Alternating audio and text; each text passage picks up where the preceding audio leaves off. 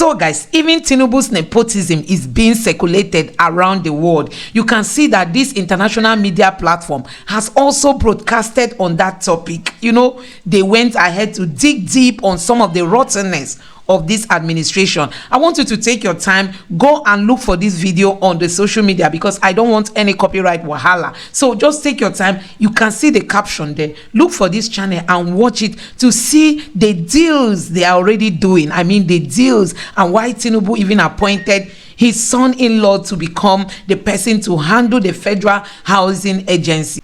So guys, this is an update to the video I just made, not quite long. I showed you guys that Naira has hit 1,700 and something just for $1, and you can see that the speed at which the Naira is being devalued is unexplainable. Naira has reached 1,825 Naira, meaning that the British pounds might be heading to 2,500 Naira. Nigerians, it is now being said that Tinubu admitted that he never had any blueprint on how to govern Nigeria. So guys, before I bring this video to you guys, take a look at this. So a truck from Dangote has been ambushed by hungry Nigerians. We know that Dangote is the richest man in Africa, but Dangote wealth does not translate to the people of Nigeria. Not to talk of the people from Kano. Dangote is from Kano, but go to Kano and see the level of poverty there. And I tell you, the northerners are hungry, and the only option they had today, I mean today, when they saw Dangote's truck coming, they had to ambush the truck and offloaded whatever was loaded there and made away with those things. Honestly,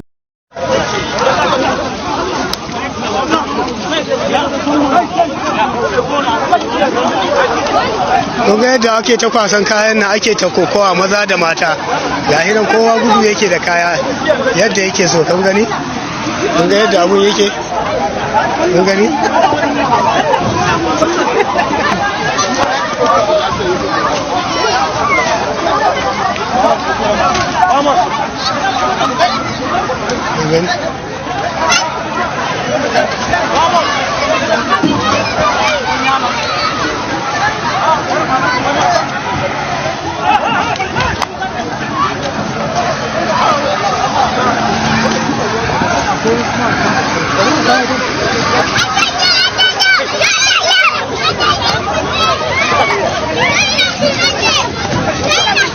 Kun ga yadda abun yake ta tafiya ko, maza da mata kowa ɗiba yake kan ran shi, ana guje-guje. Kun gani, to ba ka da daman ka ce za ka tara ma ne. Yan sandan masu rasa yadda za su yi da su wallahi. Ka gani, saboda haka dai abin da ya samu kawai shi kenan. Al'amarin nan sai dai mai fatan alkhairi kawai. Allah dai rufa mana asiri.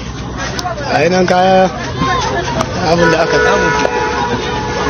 Ka gani, ina dauka Allah ya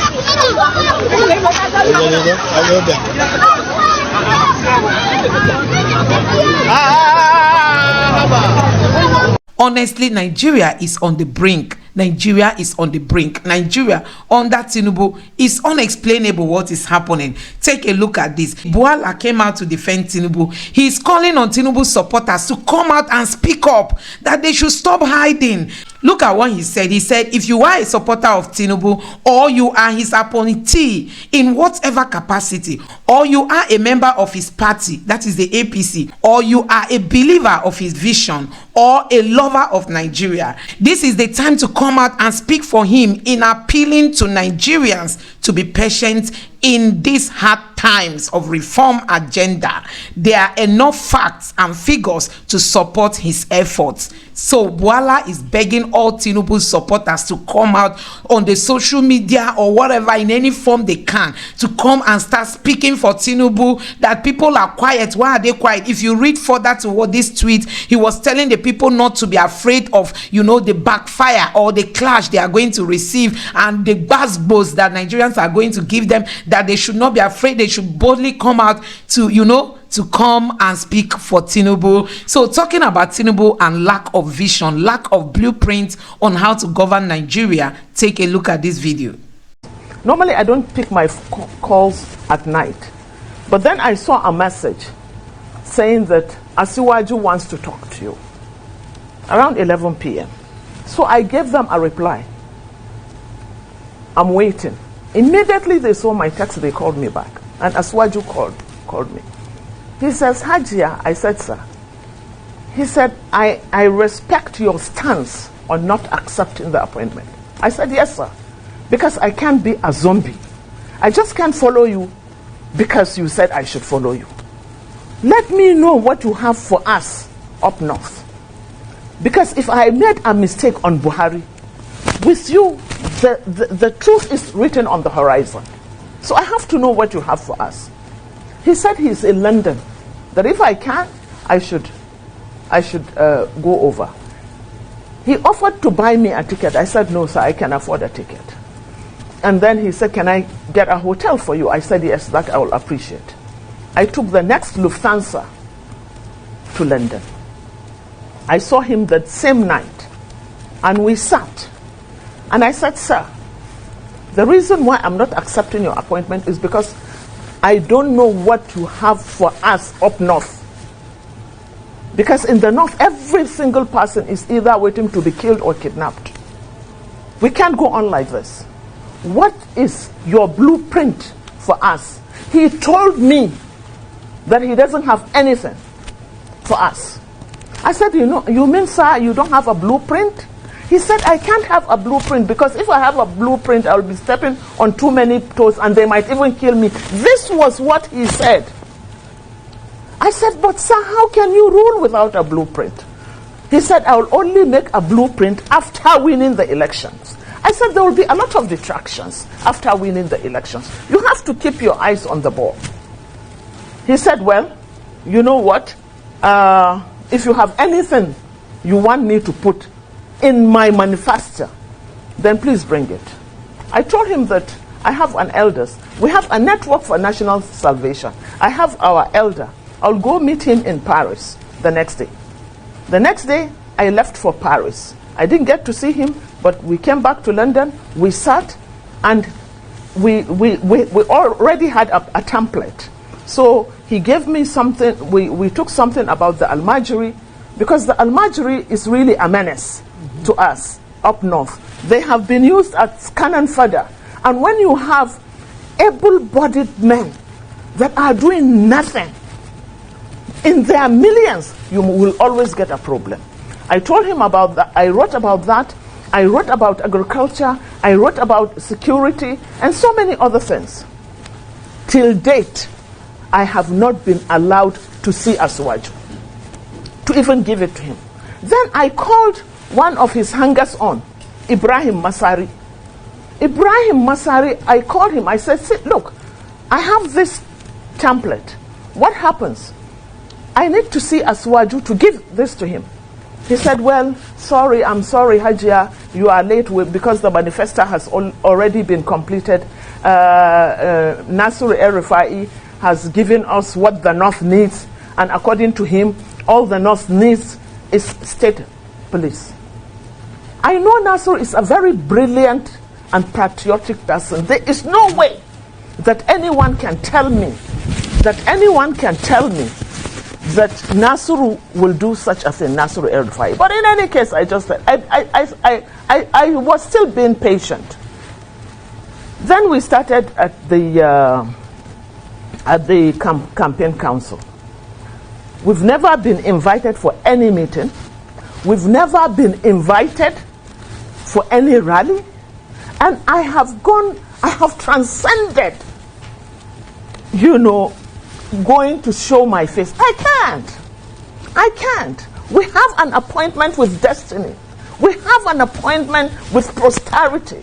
I can't be condescending.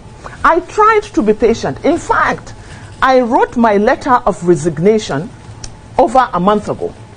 But for somebody that I still have so much respect for, that I went to tell him that, look, I'm resigning from the APC. He said, why? Because I said, one, after having sat with Aswaju told me that he doesn't have an agenda or a blueprint for any of our problems. He told me this. And then secondly, I have also tried for 3 months to get our northern elders, opinion molders that are in the APC, to come together and go en bloc to Asuwaju to put our requests. I saw the Lagos Chamber of Commerce giving him their request. But these our northern elders in the APC, for 3 months I was shuttling from one person to the other for us to even sit and come up with an agenda for the North. They refused to sit. So it's like in the APC, it's each to himself. It's each. What do I get? I have never in my life done anything for money. I'm a businesswoman. I don't do politics for the sake of politics or to get anything. I was born into a political family. My father was Nepu. My husband was killed, assassinated. I have seen so much because of his views. I have been poisoned. I was 7 months in Germany. I had to have a reconstruction of my colon. I went to prison twice. So guys, apart from all what is happening in Nigeria today, it is being said that the subsidy for power, for electricity, is about to be taken off. Fuel subsidy was taken off by Tinubu. Tinubu wants to take away the subsidy for electricity. It means that Nigerians are going to pay through their noses. Nigerians, it is going to be a tough time. Take a look at this video. A lot of these things may not have come to the press, may not have come to the media. Oh, we have not seen what you are doing. I can tell you, we've been working tirelessly, 24/7, to serve you. So I'll let you know some of those things that we are doing. Like they say that the chicken sweats, but the feathers will not reveal it. We're working. Believe in us that we're working. Trust us that we are working for you and we will achieve results. So I'll let you have a copy of that. The issues with the electricity supply value chain, they are very, very simple issues, like I always say. But they are in multiples. There are very many of them. And if I start listing these issues, everybody here will tell me, this is the solution. If I say, okay, there's a shortage of gas supply, you say, pay for gas, let them give you gas. If I tell you there are no meters, what is there? Acquire meters and install it.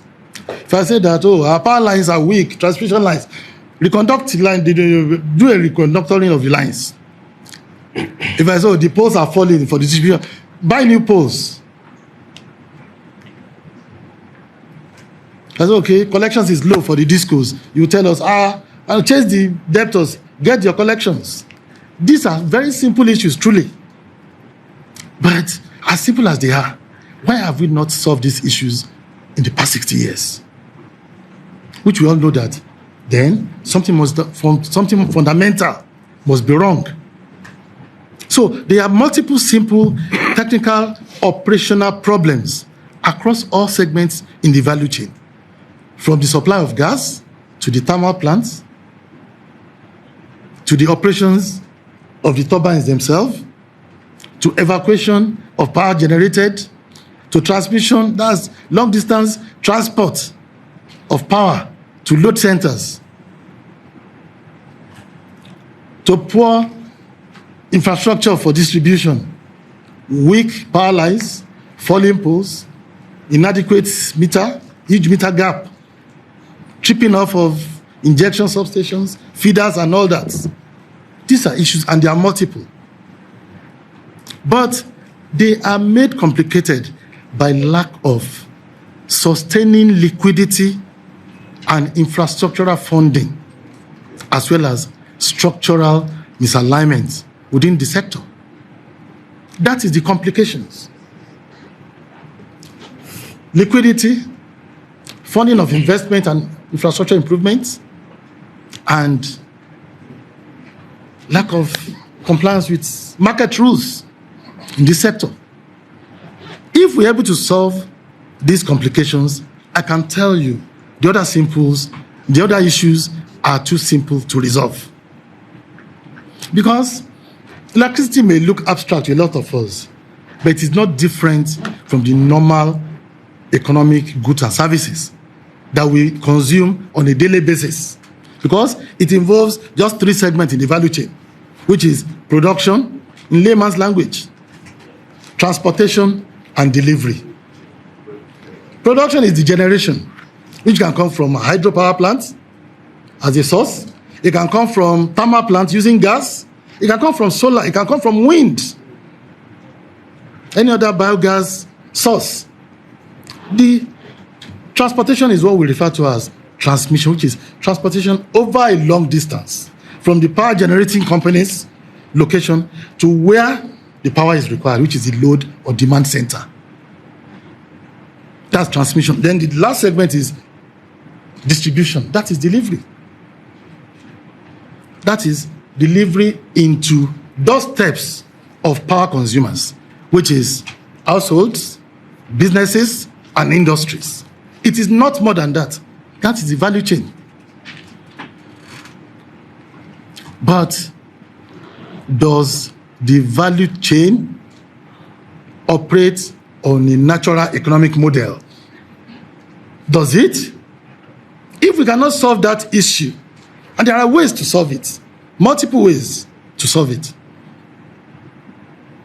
Any goods and services supply chain that follows a natural economic model of production, transportation, distribution, pricing, payment, collection, go back to production, transport again, deliver, collect. That is the cycle. It must be sustainable. The cycle must have a continual life. The continuity is only guaranteed by the model upon which it is operated, which is pricing. The liquidity will not be a problem.